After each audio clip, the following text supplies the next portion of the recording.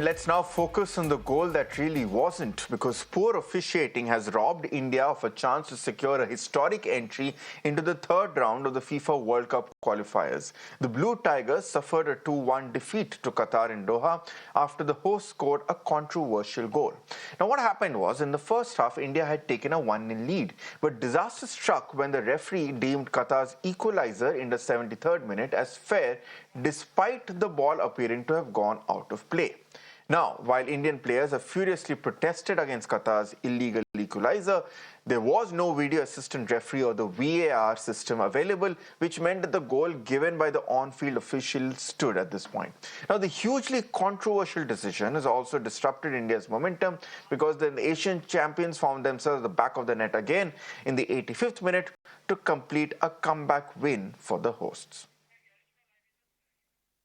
Let me go across now to my esteemed guests who are joining me at this point. I am being joined by Srinivasan Saimani, I beg your pardon, Srinivasan Saimani, who is a noted sports lawyer and has represented several such high-profile cases in the past. I'm also being joined by Ranjit Bajaj, who is the owner of Minerva Delhi Football Club and an ex-India under-19 player as well.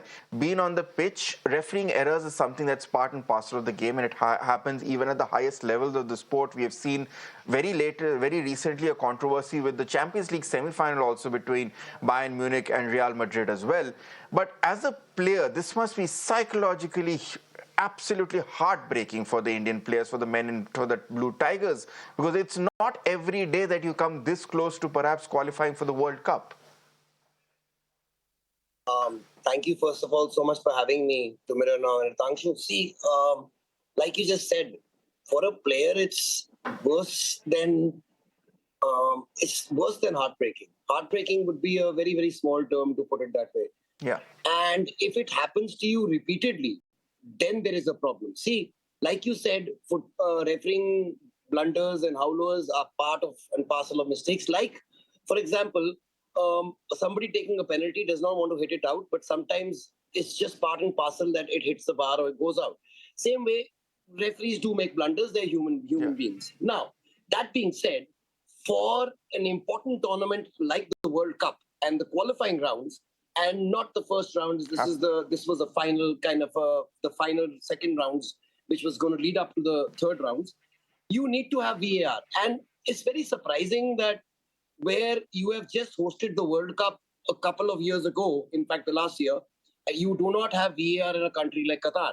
Indeed. And yeah, because in fact, what I came to know was in the stadium we played, there were World Cup matches held and VAR was there.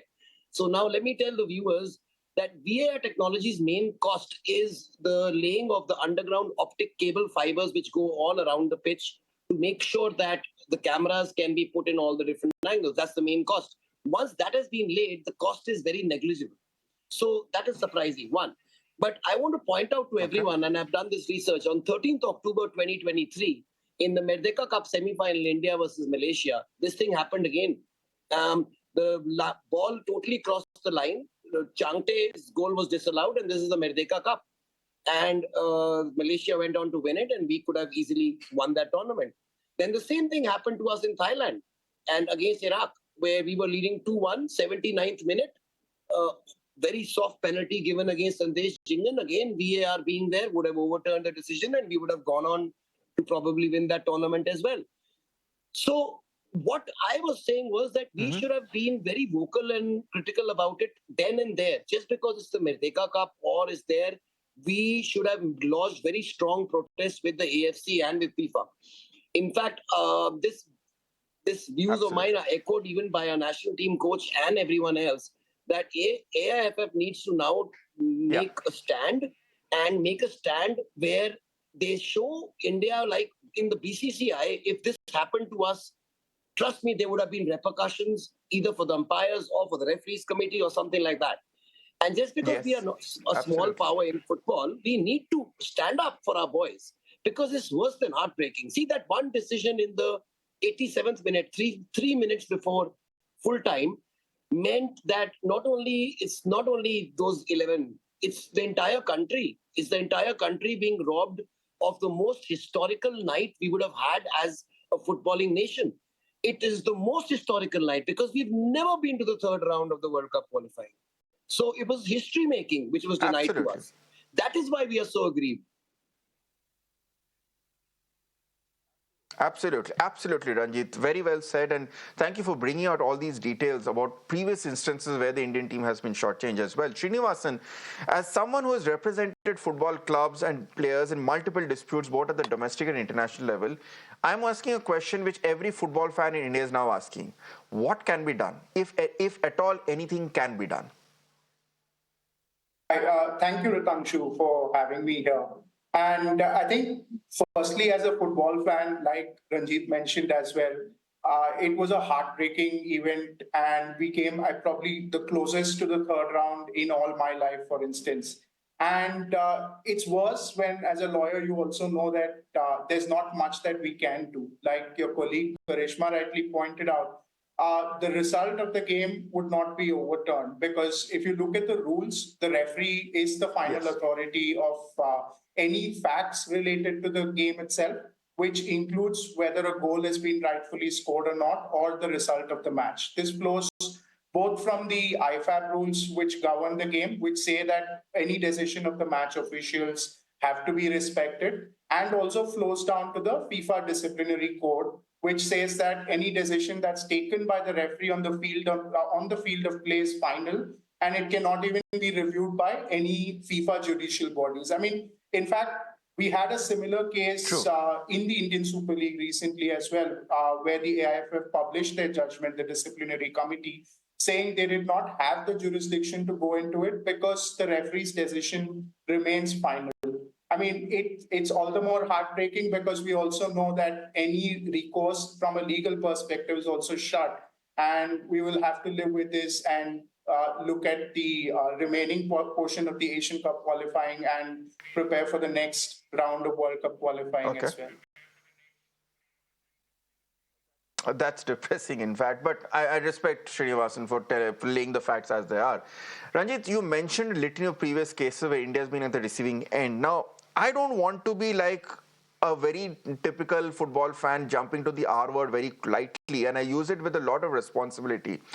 We are aware that racism is something which FIFA has always had to deal with, especially when it tries to open the sport out to countries such as India in South Asia, where we are not traditional footballing giants here. Is yesterday a case of racism or at least implicit racism in play where the governing body decides that, okay, these are matches which involving smaller player teams who probably won't make it to the big league and whose absence will not be felt by the larger community. So perhaps we don't need to focus on these repeated refereeing errors and bring in VR at this point. See, actually, if you look at it that way, it was not a do or die match for Qatar. So it was not that if Qatar was going to lose to us, they would have been out of the World Cup thing, and that would have been a shock Precisely my result for point. them. Precisely my point. Had it been a do or Yeah. die match for Qatar, had it been a do or die match for Qatar or a do or die match for any of the conventional football powers, whether it be Europe or the ones which are now emerging in the Middle East, there would have been a lot more attention, a lot more focus given to it. Because it's India, maybe it doesn't reflect on FIFA's radar. That definitely, I would say the same. In fact, even our past decisions, it would have been a giant like a Korea or a South Korea or a Japan getting those decisions. This would have been international headlines. And in fact, on social media yesterday, I've seen player officials from UEFA and other countries, also FA officials coming and supporting that this is now at this level in this age of time of being all over the place. In fact, everybody in the stadium knew there was not a goal. Everyone on TV knew there wasn't a goal. And somehow, the three people who matter the most didn't know that. So we've got to do something about it. Now, obviously, I totally agree with the eminent sports lawyer you've got because he's got it right. You cannot overturn a decision of a referee. But what do we do about it now? Because India is always going to be on the losing end. And that is why we need to make a stand that at least we start doing it at our home. Like he said, that we've had these decisions even in the Indian Super League. Now, keep on depending on VAR Yeah. is a very, very different thing. Why? Because we can't afford it. But India being a land of IT professionals and software technology, I think we can damn well come up with our own system where it just takes AI, and you make sure that you get the right decision and the referees to help. But let's come to something else. We can keep crying about this, but we need to make sure that even this doesn't stop us. That means we need to be so good that even if the referees are against Absolutely. us, even if the teams are against us, we still make it. And that's what you have to do. You have to be so good And one that could you can't just be on the edge and then always saying that, oh my God, either this happened or that happened. We've got to now wake up as a nation, and we've got to plan for the future. And when I say and one future, would it does argue not that's mean perhaps the where the next World Indian Cup. team went wrong, Ranjit, because that one would argue that's where the Indian team went wrong yesterday, because they were very clearly rattled after this goal was allowed, and that allowed them to lapse in concentration, allowed the second goal Not as only well. And that, Ritangshu, champion there teams was do no that. Champion teams rise above these. no, not only that, they do not know game management at all. In fact, when the goal was scored against us, we had nine Okay. men on the field. People don't realize that we had 9 men on the field. So if there was a little bit game management there, the Jai Gupta, Yeah. who was injured, wouldn't have been allowed to go off by the physio. He would have made the stretcher come on, and then the substitute would have been ready, and the substitute would have come in. Playing against 9 men, against 11 men I defending agree. in your box is just asking for, it was just a matter of time getting the goal. We got the 2 men after the goal was Absolutely. scored. When we were Srinivasan, 11 on 11, yeah, you saw the difference. So we've got to go a long way, not only in this game management for absolutely. 5 minutes when you're 1-0 up. That's what it's all about in international football. Absolutely, absolutely. But Srinivasan, I'll let you have the last word, because yes, as Ranjit pointed out, the Indian football team, the players there's a lot of scope for growth and improvement and learning from the lessons, but it's also time that as a soft power, the AIFF starts backing them up in terms of the politics, in terms of the heft they try and play. And this is something important here. Unfortunately, football is still badly mismanaged in the country, and it's still run by politicians who look at it as a retirement thing. I don't know. But as Ranjit pointed out, if this would have happened in cricket, the repercussions would have been severe. Is that the only option now for the AIF to also start gaining some weight, throwing it around and trying to back up players off the field as well? I mean, since VAR and the applicability is the primary question here, I think one thing which binds AFC, the competition organizer in this case, is they will have to apply the same standards across all venues where this competition is taken place, right? So, for instance, India, Kuwait, Qatar, Afghanistan are playing home and away games, and all of these locations should have the ability to, host a VAR system, which is not possible, and which is probably why, in spite of the facilities being available in Doha, the VAR system was not used in the game as well. But I think I would like to go back to what Ranjit mentioned earlier. When we've had similar instances in the past, like for instance the Merdeka Cup, etc., we should have registered a strong protest at these points of time if that was not done already. And I think on the other hand, since you brought up governance and management of the sport in the country as well, there have been good things happening. For instance, there have been discussions around bringing VAR light to Indian leagues and professional football in India as well. So I think we should just wait for things that are on track to reach their reasonable conclusion. And since this game was in more ways than one the start of a new chapter in Indian football, especially considering Sunil had retired at the end of the last game, we just hope that there are better things around the corner for us as a sport. I think that's a good silver lining to end this chat with. That if nothing else, this has gotten a lot of attention, a lot of sympathy for the team, a lot of focus, and hopefully out of this entire cloud of gloom, there is a ray of sunlight that comes in as a start for the Indian football team. Thank you so much, Srinivasan and Ranjit, for joining me with a very, very enjoyable chat which I've had at this point.